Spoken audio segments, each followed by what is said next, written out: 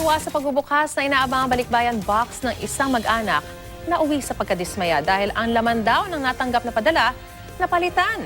Balitang hatid ni Bernadette Reyes.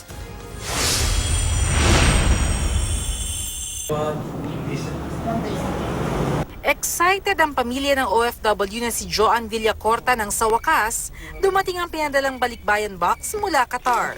Bakit nga naman hindi? Laman ito ang 2 smartwatch para sa mga pamangkin at mga pabango para sa iba pang mga kaanak at kaibigan. Pero nang buksan ang balikbayan box, sirang bisikleta, plancha, lumang damit, LED lights at paputok ang tumambad sa kanila. Ang natira sa orihinal na padala ni Joan, mga sapatos at damit na pambata. Bago pa buksan ang box, may napansin na raw na kakaiba si Lenny. Damage na yung kahon. So, binuksan namin. Nakita nga namin na gano'n, ang laman.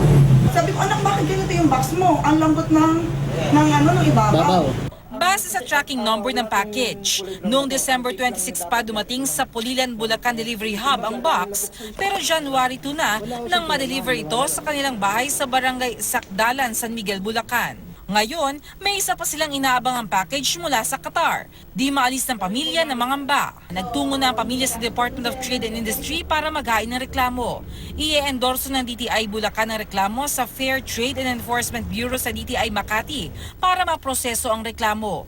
Umaasa ang pamilya na sa pamamagitan nito ay di na mauulit ang sinapit nila. Bigyan sila ng lesson na huwag na nilang gawin ulit. Kasi kawawa naman po yung mabibiktima nila.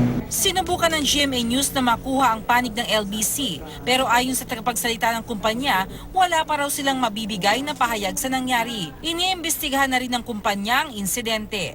Bernadette Reyes, GMA News.